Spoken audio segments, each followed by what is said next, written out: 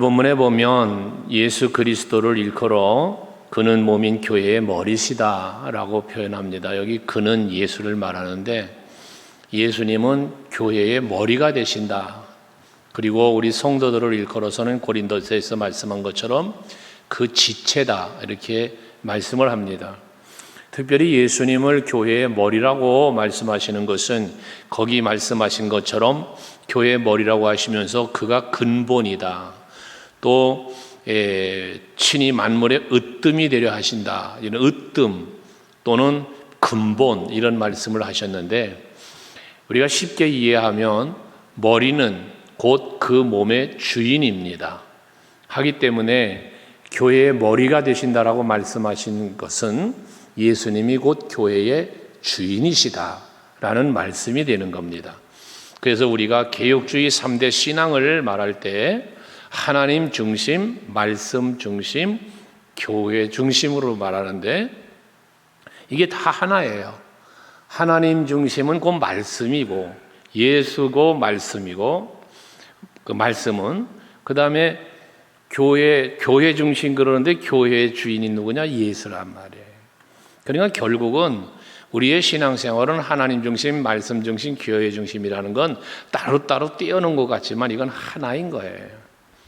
그래서 하나님께서 우리들에게 교회를 허락하신 것은 교회를 통하여 하나님을 만나고 교회를 통하여 은혜를 체험하고 교회를 통하여 또 헌신하면서 뒤에 이제 바울의 고백이 나오지만 거기서 자기의 정체성을 찾고 자기의 사명을 찾고 이렇게 되어지는 거예요.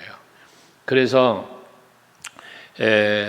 지난주에도 새로 등록하신 분과 상담하면서 그런 말씀을 했습니다마는 본 줄기가 예수예요. 나무로 비유하면 본 줄기가 뿌리도 예수요 줄기도 예수야. 그러니 그 줄기에 붙어있는 가지는 이 줄기에 붙어 있을 때 열매가 맺어지지 이 가지가 만일에 줄기에 붙어 있지 못하면 열매가 없는 거예요. 새로 오시는 분들에게 저는 접붙임을 당했다 이런 표현을 하는데 접붙임이 어디에 당하는 거예요? 이 줄기에 있는 붙어있는 가지에 접붙임을 하는 거예요. 그래서 이 줄기에 붙은 자가 되는 거예요. 이게 성도가 신앙생활하는 머리 대신 예수, 주인 대신 예수의 지체로서 살아가는 신앙생활의 모습이다 라는 것입니다. 요한복음 15장에 보면 예수께서 나는 포도나무요 너희는 가지니 그런 말씀을 하시잖아요. 포도나무가 열매를 맺으려면 그 열매 맺는 건 가지에서 맺히는데 이 가지가 포도나무 줄기에 붙어 있을 때 그 가지에서 열매가 맺어지는 거예요. 그러므로 여러분들이 항상 신앙생활하면서는 예수 중심 돼야 돼요. 이 예수가 중심이 된 교회 중심이라는 건 이 건물 중심 말하는 거 아니에요, 여러분. 예수가 중심이 되는 거예요. 그래서 우리 교회의 주인은 예수시고 여러분은 그 지체라는 개념을 갖고 신앙생활을 하실 때 여러분들의 신앙생활 속에 열매가 맺어지는 거예요. 오늘도 전도들 하셨잖아요. 이 전도가 어떻게 이루어진 거예요? 여러분이 서강교회의 성도로서 전도대원들로 전도한 거예요. 그게 여러분의 열매가 되는 거예요. 여러분들이 봉사하고 헌신해요. 그게 여러분의 열매인 거예요. 어디서? 그리스도의 몸된 교회에서 여러분들이 봉사하고 애쓰고 수고하니까 그게 여러분의 열매가 되는 거예요. 이게 예수가 그리스도의 교회가 교회의 머리가 되신다는 의미의 말씀이라는 겁니다. 또한 19절에 보면 아버지께서는 모든 충만으로 예수 안에 거하게 하시고 그랬어요. 그러니까 이 모든 충만으로 예수 안에 거하게 하셨는데 여기 모든 충만이 결국 뭐냐? 그리스도 예수의 십자가의 은혜와 사랑이거든요. 그 은혜의 충만함 속에서예요. 그럼 이 은혜의 충만함 속에 거하는데 이 거하는 거처가 되냐? 이게 성전이라는 거예요. 이게 교회라는 것입니다. 그래서 교회를 어느 분이 그런 말씀하셨잖아요. 우리 교회 헌신 예배 오셨던 목사님이 그 말하셨는가? 교회는 공동체라는 의미보다는 생명체다. 기억나십니까? 우리는 하나의 생명체예요. 하나의 생명체. 우리는 너와 내가 아니라 우리라는 얘기를 하는 거예요. 한 몸이에요. 한 몸. 이것처럼 우리는 하나의 생명체로 지금 교회에서 신앙생활을 하고 있거든요. 예수 안에서 사는 성도의 삶은 예수 안에 머문다, 은혜 안에 머문다라는 것은 바로 이런 의미다는 거예요. 하나예요, 하나. 자, 오른손과 왼손이 역할은 다르지만 하나예요. 하나인 이유는 내 몸에 붙어 있기 때문이에요. 이런 원리예요. 그러니까 여러분들이 개체로 보면 다 달라요.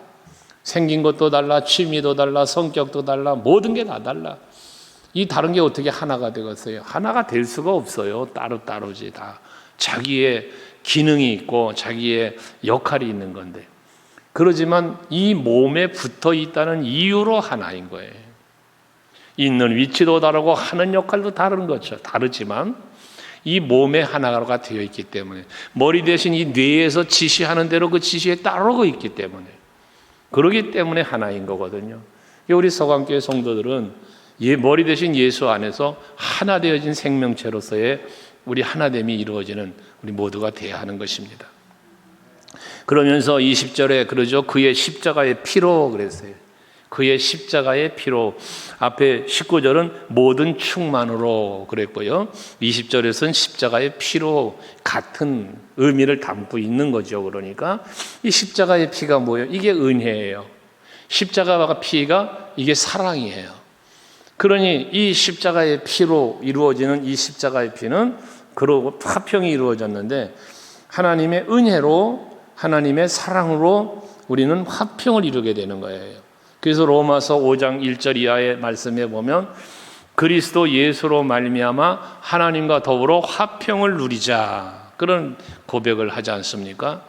우리가 하나님과의 관계에 화평한 관계를 누릴 수 있는 이유는 그리스도 예수의 보혈의 피로 이루어졌단 말이에요. 그렇다면 이 화평은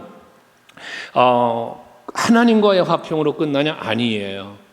예수 그리스도의 보혈의 십자가의 피는 성도 간에도 화평케 해주는 은혜가 여기 있는 거예요. 그러니까 자, 저도 예수 십자가의 피의 은혜와 사랑을 받은 목사잖아요. 받은 사람이란 말이에요. 여러분들도 예수 그리스도의 보혈의 피, 그 십자가의 피의 은혜와 사랑을 받으신 분들이잖아요. 그러니까 우리는 뭐다? 그리스도 예수 십자가의 피로 맺어진 이게 혈연이라고 보통 말하는데요. 예, 그 물보다 피는 진하다. 이 혈통을 이야기할 때 그 말하는 거 아니에요. 남보다는 그래도 형제가 더 있지 않냐? 뭐 그런 의미에서 물보다 피가 진하다는 거예요. 근데 그 피보다 진한 게 보혈이에요. 여러분들은 그리스도 예수의 보혈의 피로 우리는 하나가 되어진 거거든요. 그거 화평이에요. 뭐 그냥 서로 간에 다정다감하게 지내는 이런 화평을 말하는 게 아니에요. 여기 성경에서 말하는 것은 그리스도의 십자가 피로 하나가 되어진 걸 말하는 거예요. 우리는 그런 관계라는 것이죠. 그래서 여러분은 서로의 관계는 하나다, 하나. 그 연결, 하나가 되도록 연결한 게 뭐다? 그리스도의 십자가의 피다, 그 말이에요. 그래서 화평을 이루게 하셨다는 거예요. 그래서 땅에 있는 것이나 하늘에 있는 것이나 그로 말미암아 자기와 화목하게 되기를 기뻐하십니다. 그래서 여기 자기는 예수와 화목이에요. 하나님과 화목이에요. 예수 십자가로 온 만물이 다 하나님과 화평하기를 하나님은 원하셨다는 거지. 그것을 하나님은 기뻐하셨다는 거죠. 그럼 그 만물 가운데 특별히 우리 택함받은 성도들은 말할 것도 없이 그리스도 예수의 십자가의 은혜와 사랑으로 화목한 것이 하나님의 뭐가 되는 거예요? 기쁨이 되는 거예요. 여러분들이 성도 간에 서로 다툼이 있거나 화목하지 못하면, 화평하지 못하면 하나님이 기뻐하지 않는 거예요. 하나님은 우리 온 교우들의 성도들이 주 안에서 하나 돼서 화목하게 살아가는 그 모습을 하나님은 기뻐하는 거예요. 늘 그런 비유를 하잖아요. 부모가 형제 간에 싸우고 있으면 부모 마음이 편치 않아요. 자식들 간에 서로 화목하게 지내야지 형제 간에 다툼이나 하고 서로 헐뜯기나 하고 그러면 그거 여러분 부모의 마음이 얼마나 아파요. 목회자도 마찬가지예요. 교회 안에서 성도들 간에 서로 화평하게 지내는 것이 그게 목회자의 마음이 편안한 거예요. 근데 성도 간에 서로 다툼이 있고 얼굴 붉히고 그러는 모습이 보여지면 그 마음이 기쁨이 없죠. 하나님도 그러신 거단 말이에요. 그래서 마태복음 5장의 팔복 중에 그런 말씀을 예수께서 하잖아요. 화평케 하는 자는 복이 있나니. 화평을 도모하는 자가 복이 있다는 거예요. 그 사람이 받는 복이 뭐냐? 그들이 하나님의 아들이라 일컬음을 받을 것이며 그랬어요. 하나님의 아들이라 일컬음을 받는다. 그럼 이걸 말을 뒤집으면 어떻게 되는 거예요? 하나님의 아들, 하나님의 자녀라는 복을 받았다면 화평케 하는 자가 되어야 한다라는 뒤집으면 그 말이 되는 거지 않습니까? 그래서 서강교회 우리 성도 여러분들은 피스메이커, 화목을 도모하고 화평케 하는 일에 앞장서는 여러분들이 되시길 바라요. 절대로 나로 인하여 어떤 다툼과 분쟁이 야기되지 않도록 오히려 나 때문에 좋은 일, 웃을 일, 기뻐할 만한 일이 생길 수 있도록 그럴 수 있는 여러분들이 되시기를 바랍니다. 전도할 때마다 제가 보면서 느끼는 게 덥죠. 오늘도 뭐 좀 찬바람은 났지만 더웠어요. 기도들 봉사하시면서 깔깔거리고 웃으면서 봉사하는 모습이 참 보기에 좋아요. 그게 그런 모습이 전 옆에서 이렇게 지켜만 보고 있지만 그냥 보기에 그게 좋아 보이는 거예요.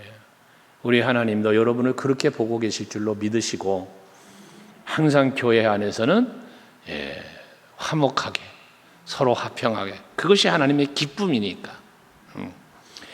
그러면서 이어진 말은 악한 행실에 대한 말을 해요. 그게 뭐냐면 전에 그랬어요. 전에. 이 전에는 뭐예요? 복음을 듣기 전이에요. 예수 십자가의 은혜와 사랑을 받기 전, 또 깨닫기 전, 믿기 전에 해당되는 거예요. 그때는 뭐였어요? 악한 행실로 그랬어요. 그러니까 예수의 십자가의 보혈의 피의 은혜를 은혜로 알지 못할 때, 은혜를 사랑을 받았음을 알지 못할 때지. 그러니까 받지 못할 때지 결국은요. 그럴 때는 악한 행실로 살았다는 거예요. 그럼 우리는 지금 어때요? 하나님의 은혜와 사랑을 받은 자들이잖아요. 그 십자가의 사랑과 은혜를 받은 자들이잖아요. 그러면 우리는 뭐 해야 돼요? 악한 행실로부터 떠나야 돼요. 근데 이 악한 행실이 있었을 때 어떤 일이 벌어졌냐면 21절에 악한 행실로 멀리 떠나서 마음으로 원수가 되었던 너희를 그래요. 그러니까 이게 여러분 하나님을 떠나면요. 왜 떠나느냐? 마음으로 원수가 된다. 마음으로. 하나님을 떠나는데 이게 마음으로 원수가 되니까 뭐 악한 행실을 산다는 거거든요.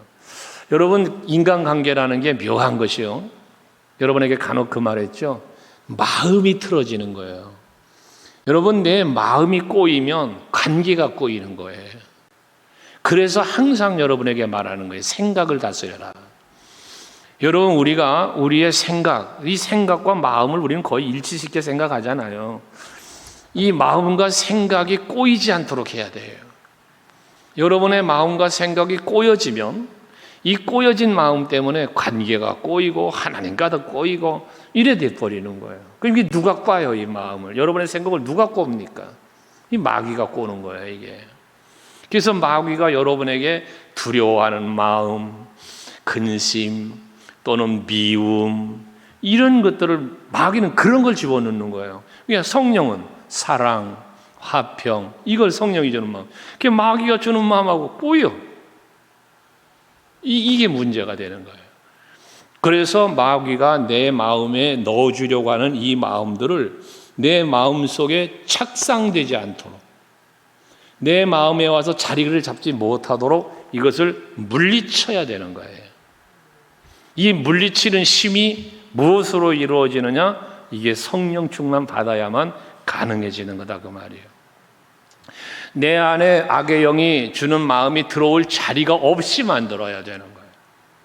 그래야 이 마음이 지켜지는 거예요. 한눈 파는 짐승이 사나운 짐승들의 밥이 되는 거예요. 무리에서 흩어지면 그래 되는 거예요. 그것처럼 여러분들의 마음을 그래서 잘 지켜야 돼요. 내 마음 속에 부정적인 생각이 들어오면 빨리 몰아내야 돼요. 그 마귀가 주는 마음이거든. 요 마음을 근데 요 안에 폭 품어버리네. 그럼 꼬이기 시작하는 거예요. 염려 근심이 내 안에 찾아오고 얼른 버려야 돼요. 여기서 자리를 잡지 못하도록, 내 안에도 뿌리 내리지 못하도록 찾아올 수는 있는 거예요. 마음에 찾아올 수는 있는 거거든요. 마귀가 주는 마음이. 이게 내 안에다 자리 잡지 못하도록 빨리 물리쳐야 되는 거거든요. 이 물리치는 방법은 여러 가지가 있겠죠. 말씀으로, 기도로 물리쳐야 하고, 기본적으로. 그 다음 단계는 뭐냐면, 두려워할 만한 문제, 근심할 만한 문제 앞에서 문제를 보지 말고 주를 바라볼 수 있어야 되는 거예요. 또 미움이나 시기나 질투 등 이건 인간 관계에서 찾아오는 거잖아요. 그러면 여러분 얼른 그 사람에게로 더 다가가야 돼요. 내가 저 사람을 내가 미워하는 마음이 생겼어요. 저 사람 때문에 시기심이 생겼어요. 그것 때문에 그 사람과 관계를 두기 시작하면 이 마음이 내 안에서 자리를 잡아버리는 거예요. 그런 생각이 찾아오거나 누군가의 말을 들었을 때 얼른 당사자와 에게로 가까이 내가 가야 되는 거예요. 마음을 열고. 그러면 그 마음에 자리 잡을 수 있는 시간이 없어. 이 악한 생각들이 내게서 떠나가 버릴 수밖에 없는 거예요. 그러면 화목하게 평안하게 우리는 사랑하며 살아갈 수 있게 되어진다는 것이죠. 그게 악한 행실을 이끌어내지 않는 방법인 거예요. 그런데 마음으로 하나님과 원수가 되고 마음으로 서로 간의 원수가 되어졌는데 이것을 빨리 지워하고 풀어버리지는 못하니까 어떻게 돼? 그 악한 마음이 악한 행실로 이어져 가는 거예요. 그래서 예수의 사랑을 모를 때는 전에는 악한 행실로 갔다는 거죠. 왜? 마음이 악해졌으니까. 하나님과 원수 됐으니까. 서로 간의 원수가 되었으니까 그랬다는 거거든요. 이제는 사랑을 받았으니 예수님은 어떻게 하셨을까? 예수님 덕분에 참 나는 행복해. 이와 같은 생각을 늘 하면서 살자고 스티커도 만들어 드린 거 아닙니까? 그렇죠? 이게 여러분 살 길인 거예요. 신앙생활 하시면서요, 성도 간에 당연한 거고 하나님과 당연한데 이 목회자와의 관계 더더욱 그래요, 여러분. 혹여라도 여러분 목회자와의 관계에 뭔가 틀어질 만한 생각이 있거나 뭔가 일이 생기잖아요. 열일 제치고 찾아와야 돼요. 찾아와서 이야기하셔야 돼요. 그게 여러분이 사는 비결이에요. 그런데 문제가 조금 생기면 목사님한테 안 와요. 제가 목회하면서 겪어본 그 관점에서 보면요, 뭔가 문제가 생긴 골모 터질 대로 터진 다음에 와요. 꼭. 그것도 제3자를 통해서요. 여러분 그건 여러분 죽고 교회가 어려움을 겪게 되는 경우까지 가는 거예요. 문제가 생기면 왜 이웃집 아저씨를 찾아가냐? 나 우리 교회 그런 성도들 간혹 봤어요. 목회자에게 문제가 뭔가 자기 마음에 갈등이 생기면 내게 찾아와서 상담을 하고 풀어야 되는데 왜 다른 교회 목사를 찾아가? 우리 교회에 있던 부목사들 또 찾아가. 내가 참 이런저런 얘기를 듣다 보면 왜 그렇게 문제를 풀어갈까? 답은 나에게 있는데. 그렇잖아요? 그럼 이야기해보면 아무것도 아닌 거고 다 오해가 풀어지고 문제가 될 게 아무것도 없는 일들인데 스스로의 생각에 또는 다른 사람의 말에 이래 돼버리는 경우를 보아요. 여러분 그것은 여러분들에게 절대적 마이너스 신앙생활이에요. 여러분들에겐 하나님이 저를 세우셨어요. 여러분의 목자로. 그러면 여러분의 모든 필요는 담임 목사인 저에게서 찾아야 돼요. 여러분. 이게 여러분들의 신앙생활이 옳게 가는 거예요. 옳게 가는 거. 예? 원로 목사님과도 처음에 합병을 해서 또 그런 대화를 나누고 했지만 여러분 문제가 저하고 뭐가 문제가 있으면 왜 원로 목사님한테 찾아가? 그럼 원로 목사님이 막 반가워하고 막 그럴 것 같아? 아닌 거라고 그랬잖아요.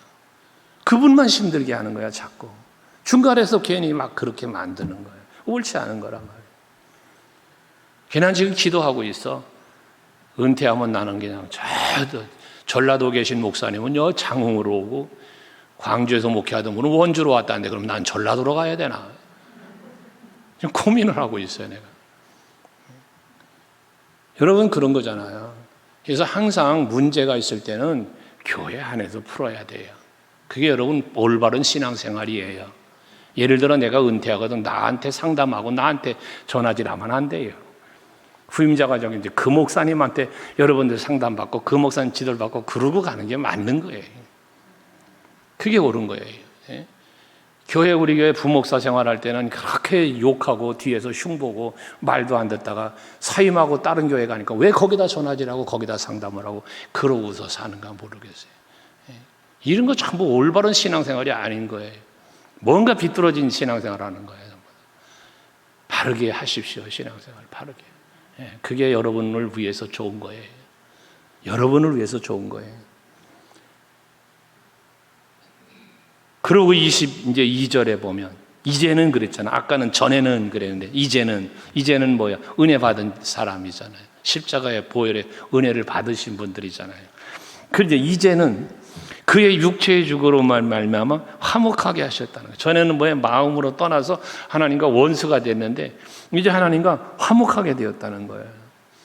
그 화목하게 되게 하셨는데 이 화목하게 되는 비결이 뭐냐? 그럼 어떻게 하나님과 화목하게 되느냐? 화목하게 하시려고 22절에 보면 제일 먼저 너희를 뭐해서 거룩하고. 여러분 하나님이 여러분과 화목하게 하시기 위해서 여러분을 거룩하게 하셨어. 레위기서 11장 44절 45절에 말하잖아요. 내가 거룩하니 너희도 거룩해라. 하나님의 거룩함에 이르는 내가 되려면 뭐가 돼야 돼? 내가 거룩한 자가 되어야 하나님의 거룩함에 이르는 거거든요. 그래서 하나님은 우리들과 하나님이 화목한 관계를 만드시려고 우리를 거룩하게 하시려고 뭐 했어요? 예수 십자가에 죽이셨다는 거예요. 여러분들을, 예수님을. 그리고 이 거룩함 때문에 로마서 6장에도 말하잖아요. 거룩함에 이르는 열매를 맺어라. 거룩함에 이르는 열매를 맺어라. 이게 여러분 우리들이 삶 속에서 하나님의 마음을 헤아리고 하나님이 요구하심에 합당한 삶을 살아갈 수 있는 우리들이 되어져야 한다는 것이죠. 그러면서 이어진 또 흠없고라고 말했어요. 이 거룩하고 흠없고는 같은 맥락이겠죠. 흠이 없는, 이 흠이 없는 것은 뭐예요? 흠은 뭡니까? 더러워진 거잖아요.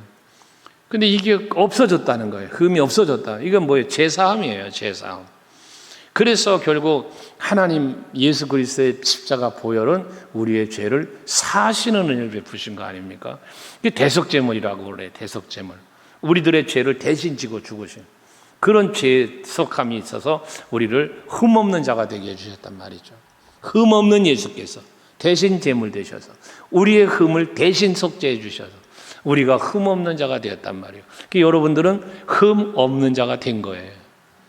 그래서 하나님과 화평한 관계가 되는 거예요. 죄는 하나님과 우리와의 관계를 가로막는다고 그랬잖아요. 하나님 앞에 화목할 수가 없어요. 죄가 가로막고 있으면. 이 가로막고 있는 죄를 해결하려고 이 막힌 담을 허시려고 예수께서 오셔서 십자가를 지셨다는 거지 않았습니까?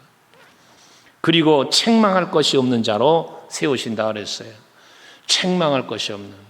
책망은 왜 받아요? 죄 때문에 책망받아요. 요즘에 새벽 예배 시간에 계속 예레미야서 묵상하고 있잖아요. 이스라엘 백성들이, 유다 백성들이 왜 하나님 앞에 책망받습니까? 죄로부터 떠나지 않으니까, 회개하지 않으니까. 그러니까 책망을 받는 거예요. 여러분, 전 목회하면서 참 안타까운 것 중에 하나가 뭐냐면 회개하지 않는 거예요. 회개하지 않는 거. 이게 자기의 죄를 자기는 알잖아. 그렇잖아요. 그죠? 자기의 죄를 자기가 알아. 옛날에 사또들이 네 죄를 네가 알렸다 뭐 막 그런 거 하잖아. 그죠? 자기는 안단 말이에요. 죄를. 그런데 제3자가 또 알 수 있잖아요. 또 목회자는 목회자로서 여러분들이 하나님 앞에 참 회개했으면 좋겠다. 회개해야 된다. 이런 생각을 할 때가 있잖아요. 그런데 회개하지 않아. 그때 마음이 아파. 저 하나님 앞에 책망을 받을 텐데 저러면 안 되는데 막 이런 생각이 올 때가 참 안타까운 거예요. 여러분들 회개할 일은 망설이지 마세요. 순종을 즉시 해야 되는 것처럼요. 회개도 즉시 해야 돼요. 그래야 여러분이 살아요. 여러분만 사는 게 아니라 여러분 자손이 살아. 내가 하나님 앞에 죄를 범하고 회개하지 않잖아요. 회개하지 않으면 나만이 아니에요, 여러분. 나와 자녀들, 내 가정, 내 사업장, 우리 교회 이렇게 오는 거예요. 요나를 비유했잖아요. 요나가 하나님 앞에 불순종해요. 악을 행하는 거죠. 그 풍랑 만나는 게 요나만 만나요, 여러분? 망망대해에서 요나 혼자 풍랑 만났습니까? 아니잖아요. 그 배에 타고 있던 모든 사람이 풍랑을 만나는 거예요. 요나 때문에 그 배에 타고 있는 다른 엄한 사람들이 지금 같이 풍랑을 만나는 거예요. 물고기 뱃속에 들어갔어요. 여러분 생각해 보셨어요? 물고기 입장을? 웬 그 하나 먹잇감이라고 생겼더니 이게 속에서 창자를 뒤흔들어가며 난리치니 이게 배 아파 죽겠어. 물고기 입장에서 생각을 해보라고. 물고기도 괜한 고통당하는 거야, 요나 때문에. 이런 일들인 거예요. 여러분 한 사람의 죄가, 여러분 한 사람의 이 책망받을 일들이 한 사람의 책망으로만 끝나느냐 그 말이에요. 아니라는 것이죠. 그래서 여러분 우리는 하나님 앞에 책망받을 것이 없는 내가 되기 위해서 우리는 회개해야 되는 거예요. 사실 하나님께 책망받아 고통당하는 사람을 지켜보는 사람도 괴로운 거예요. 이거 그렇지 않겠습니까?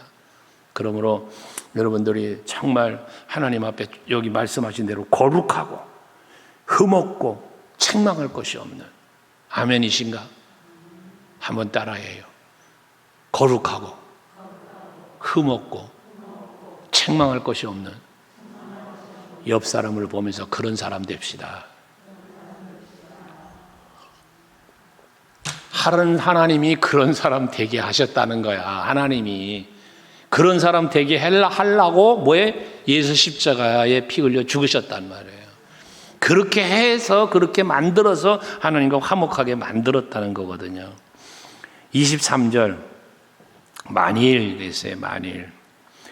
여기 이제 만일이라는 말은 뭐냐면 전에는 이제는 이라는 말을 했잖아요. 전에는 이제는 이라는 말씀을 하시고는 만일 하면서 이제 가정법적 논리를 피는 건데 거기 보면 그랬어요. 너희가 믿음에 거하고 터 위에 굳게 서서 너희의 들은 바 복음의 소망에서 흔들리 아니하면 그리하리라 했어요. 이 말이 뭐냐면 너희가 앞에서 우리가 그런 사람 됩시다 그랬잖아. 거룩하고 흠이 없고 그리고 책망할 것이 없는 그런 사람. 그래서 하나님과 화평의 관계를 누리며 지키며 살아갈 수 있는 사람이 되려면 어찌 해야 될 것인가 라는 거거든요. 만일 너희가 이렇게 하면 너희가 그리 될 것이다. 그리 할 것이다. 그 말이거든요. 그게 해야 될 일이 뭐냐? 믿음에 거하고 그랬어요.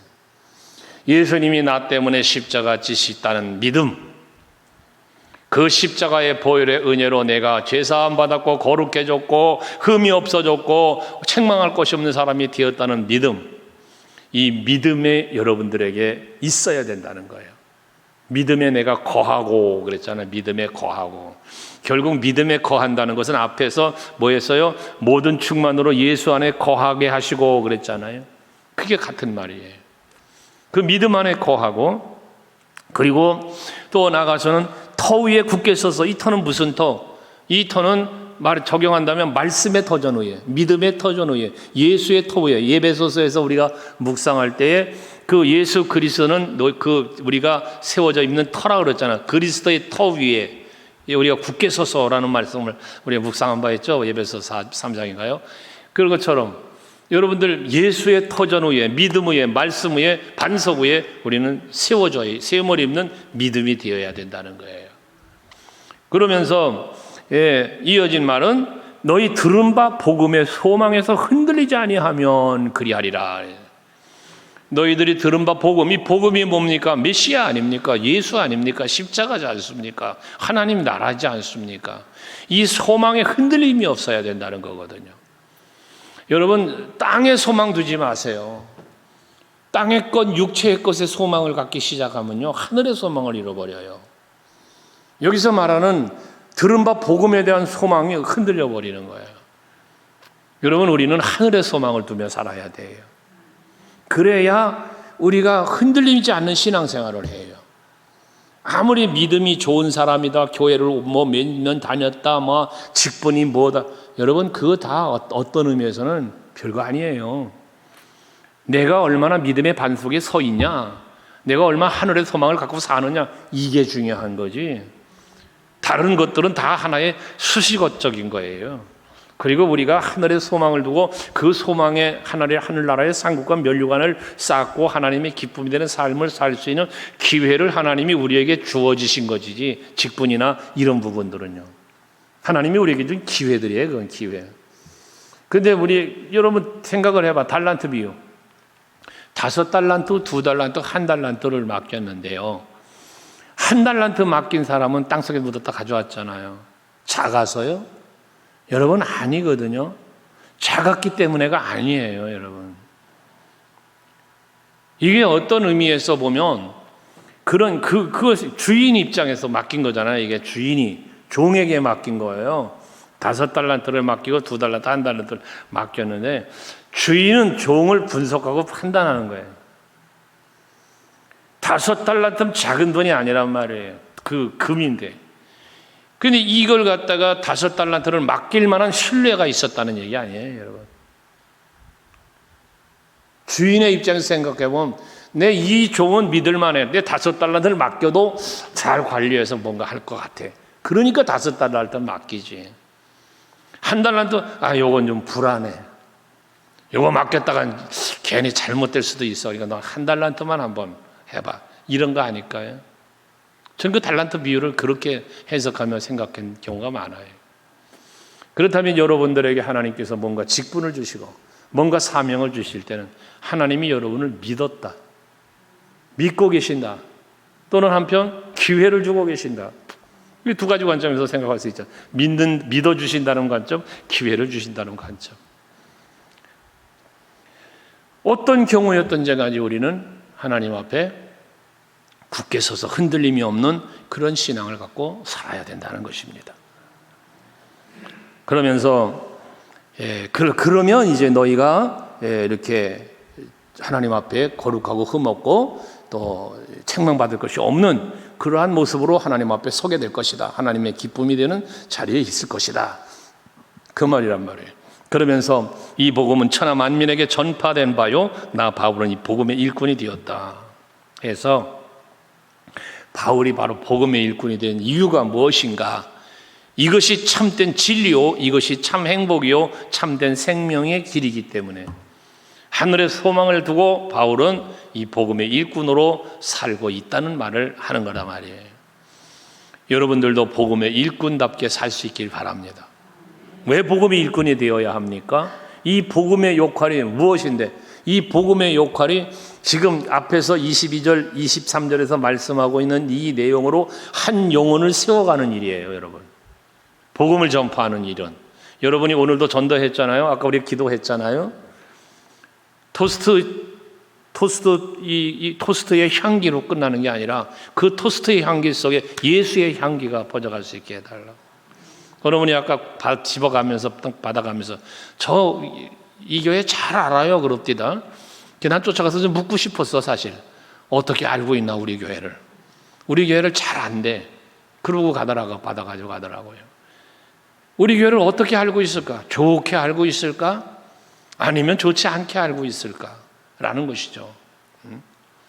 제가 광주에 있는 교회를 집회 갔더니 어느 권사님이 반갑게 인사를 하시고, 저 목사님 성함께 잘 알아요 그래. 그게 좀 긴장이 됩니다. 어떻게 여기 광주 사람이 어떻게 알아? 그랬더니 시영 아빠 때 자기 딸내미가 있대. 그 올 때마다 새벽 예배를 왔다는 거야. 우리 교회 와서 새벽 예배를 드리고 그랬다는 거예요. 그래서 목사님 교회에서 예배도 드려봤어요. 그러는 거예요. 그래서 참 반갑고 그랬던 기억이 있는데, 여러분 우리 교회를 안다? 또 여러분을 안다라고 말했을 때, 안다라고 했을 때 과연 어떻게 알고 있을까라는 거예요. 어떻게 알고 있을까? 하나님이 여러분을 어떻게 알고 계실까? 또 우리 성도들이 여러분을 어떻게 알고 있을까? 여러분 친구들은 여러분을 어떻게 알고 있을까 말입니다. 하나님이 보실 때 합당히 여김을 받은 모습으로 여러분 알기를 원하고, 교회 안에서는 정말 서로에게 행복을 주고 화평을 주고 유익을 줄 수 있는 그러한 분으로 여러분들이 인식되어질 수 있는, 그렇게 자랑되어질 수 있는 우리 모두가 될 수 있기를 바랍니다. 또 하나의 그런 사랑을 만들기 위해서 뭐 해야 된다? 우리는 복음 전도자가 돼야 된다. 복음의 일꾼이 돼야 된다는 것이에요. 그래서 전하는 일은 때를 얻든지 못 얻든지 복음을 전파하라고 디모데에게 바울은 권면하는 것처럼 여러분들이 한 영혼을 위하여 꼭 복음 전하는 일을 하시기 바래요. 전도에 대한 얘기할 때마다 그 말했지만 꼭 우리 서강교회로 데려와야 전도 아니에요, 여러분. 어느 교회 가든지 예수 믿고 영접하도록 만들면 되는 거예요. 그게 여러분이 맺은 열매예요, 그게. 그러니까 여러분들 부산에 계신 친척도 전도할 수 있는 거예요. 저 광주 목포에 있는 분도 전도할 수 있는 거예요. 그러면 그게 여러분 하나님 앞에 아름다운 전도의 열매가 되는 거거든요. 복음을 전하는 일은 항상 할 수 있어야 돼요. 그러면서 24절 이제 바울 자신의 고백을 하죠. 나는 이제 너희를 위하여 받는 괴로움을 기뻐하고 라고 말했습니다. 너희를 위하여 받는 고난을 기뻐한대요. 괴로움을. 여기서 너희를 위하여 받는 괴로움이 무슨 괴로움이에요? 복음을 전하기 위한 괴로움이고 또 저들에게 그 믿음을 지키며 살아갈 수 있도록 잘 기도하며 이끌어주고 하는 이런 괴로움이에요. 지금 복음 전하다가 이 감옥에도 갇히고 매도 맞고 막 그랬잖아요, 바울이요. 그게 복음을 위한 고난이란 말이에요. 그게 너희를 위한 괴로움이라고 표현을 한 거예요, 여러분.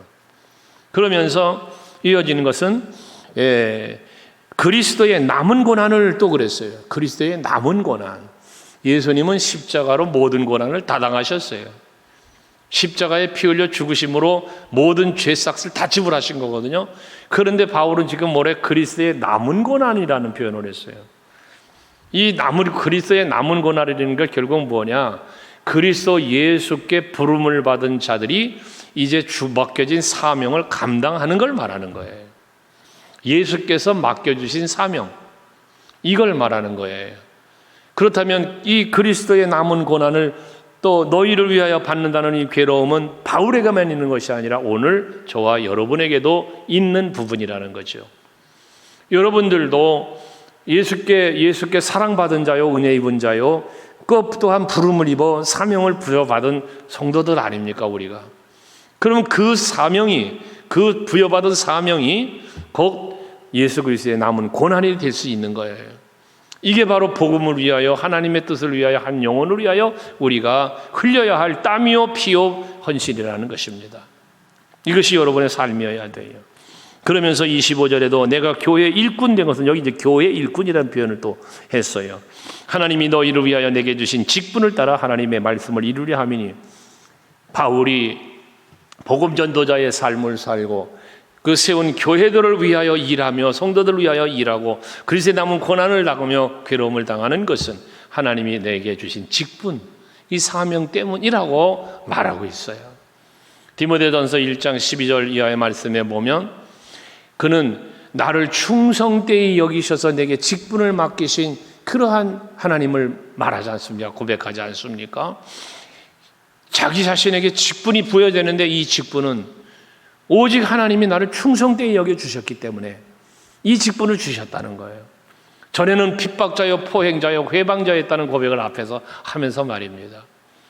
그러면서 이어진 그의 고백은 나는 죄인 중에 괴수라고 1장 15절에 가서는 고백을 하는 거예요. 그런 자신을 고백하는 거예요. 그런데 하나님이 나를 충성되이 여겨 이 귀한 직분을 주셨으니 이 사명 감당하는 일에 그는 생명을 아끼지 않고 귀히 여기지 않고 사명을 감당했노라고 사도행전 20장에서는 또 말씀하고 있는 것이죠.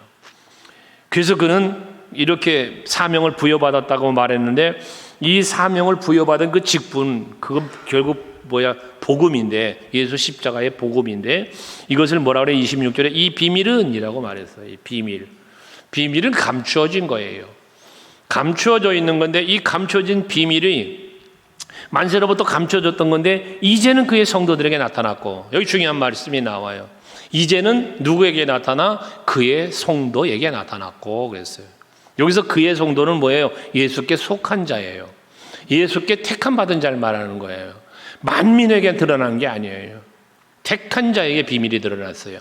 예수님의 공생애 속에서도 제자들을 불러놓고 비유로 말씀하셨다고 그랬죠. 그러시면서 비유로 말씀하시면 그들만 알게 하시려고라는 말씀을 해요. 택한 자에게 주어진 특별한 은총이에요. 이 신천지 사람들이 요 말을 엉뚱하게 해석을 해가지고 그냥 그 비유풀이 뭐 이래가지고 현혹을 하는 건데, 여러분 얘기 나온 김에 엉뚱한 유튜버들 보지 마세요, 여러분. 우리 유튜브 설교 보다가 보면 거기 곁들어지는 것도 이것저것들 나오는데 그것이 유명한 사람이었던 뭐였던가 보지 마세요. 듣지 마세요. 거기 현혹에 대해서 틀다 보면 여러분 이단에 빠져들어갈 수가 있는 것들이에요. 그런 사람이 있으니까. 그런 사람. 하여튼 유튜브에 빠지지 마세요, 여러분. 우리 교회 설교만 봐요. 내 설교가 최고란 말을 하는 게 아니에요. 다른 설교 듣다 보면 격가지를 치게 자꾸 돼 있어요. 격가지를. 다른 게 또 나오고 다른 게 또 나오고 그렇게 들어보면 이단이 뭔데 처음은 같은데 끝이 다르다는 거야. 근데 들어보면 그런데 하다 보니 가보니 이단인 거예요. 여러분, 이런 사람들이 많아요. 그러니까 여러분들이 정말 당부드린 건데 유튜브 영상에 빠지지 마세요. 굳이 성전에 나와 예배 못 드리거든 우리 교회 거 온라인 영상 올려놓으니까 유튜브에 그것만 보고 스탑하세요. 다른 거 퍼져가지 마세요. 거기에 이끌려가다 보니까 자꾸 엉뚱한 데 쫓아다니고 그러는 거예요. 빠져가는 거예요. 여러분의 앞에 처음 말한 것처럼 신앙생활은 교회가 중심이 되는 게 여러분의 영이 살고 신앙이 살고 열매가 있습니다. 그래서 지금 26절 이하는 그 비밀에 대한 이야기를 계속 말씀하고 있는 것이고요. 그 다음에 28절로 가서 보시면 우리가 그를 전파하여 각 사람을 권하고 모든 지혜로 각 사람을 가르치면 복음 전파를 말하는 거죠. 그를 가르치고 있는 것은 각 사람을 그리스도 안에서 완전한 자로 세우려 함이니 그랬어요. 우리가 복음을 전하는 것은 그 한 영혼을 우리처럼 예수 안으로 들어와서 이 안에서 앞에 거룩하고 금먹고 책망을 받을 것이 없는 사람으로 그도 세우기 위하여 우리는 지금 복음을 전하고 있고 복음 전하는 직분과 사명도 부여받게 되었다는 거거든요. 이건 바울도 초대교회 사도들도 오늘 여러분들도 동일한 사명이에요. 그러니까 복음 전하는 일에 최선을 다하는 여러분 되셔야 되거든요. 마지막 절을 한번 읽어보면 이제 답이 거기서 또 나오는 게 하나 있어요. 자, 여보세요. 이를 위하여 그랬잖아요. 이를 위하여. 이게 뭐예요? 나에게 주어진 직분, 내게 주어진 사명, 이거를 감당하기 위하여거든요. 그걸 감당하게 하기 위하여거든요. 같이 이제 읽어볼까요? 이를 위하여. 시작. 이를 위하여 나도 내 속에서 능력으로 역사하시는 이의 역사를 따라 힘을 다하여 수고하노라. 여러분, 이 중요한 메시지입니다. 사도 바울도 그 사명을 받았단 말이에요. 이 직분을 받았어요. 이 직분을 감당하기 위해서 몸부림을 치는데 이 직분을 감당할 수 있고 사명을 감당할 수 있는 능력이 어디서부터 오느냐? 내 속에서 능력으로 역사하시는 이의 역사를 따라라는 말을 해요. 내 속에서 능력으로 역사하는 이가 누구예요? 성령이죠. 그러니까 바울은 성령이 내 안에서 예수의 영이 내 안에서 역사하는 그 능력을 힘입고 그 사명을 지금 감당하고 있다는 얘기예요. 그 빌립보서 앞에서 우리가 묵상한 것처럼 4장 13절에서 내게 능력 주시는 자 안에서 내가 모든 걸 할 수 있다고 말을 하잖아요. 이거니까 여러분들도 오늘날 우리들이 신앙생활을 하면서 뭐 우리가 초대교회 시대나 구약의 시대나 뭐 오늘 우리들의 시대나 시대적인 문화, 사회적, 정치적 뭐 이런 것들이 바뀌었지 복음이 바뀝니까? 하나님의 마음이 바뀝니까? 뭐가 바뀝니까? 다 그대로 오는 거거든요.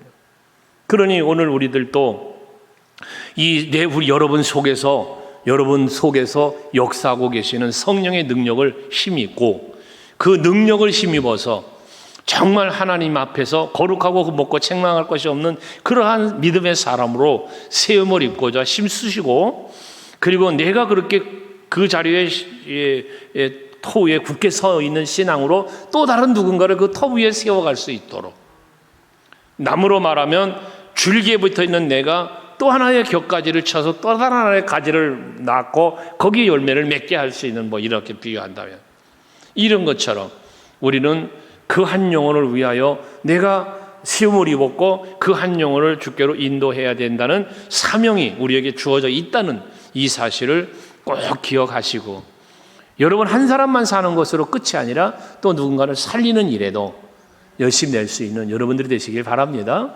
그러면 하나님이 여러분 자신 한 사람이 바르게 선 것, 거룩하고 흠없고 책망할 것이 없어 섰다는 이 자체만도 기뻐하시는데, 그러한 내 자리에서 또 다른 누군가를 세워간다면 이것은 하나님이 한량없이 기뻐할 만한 일이라는 거죠.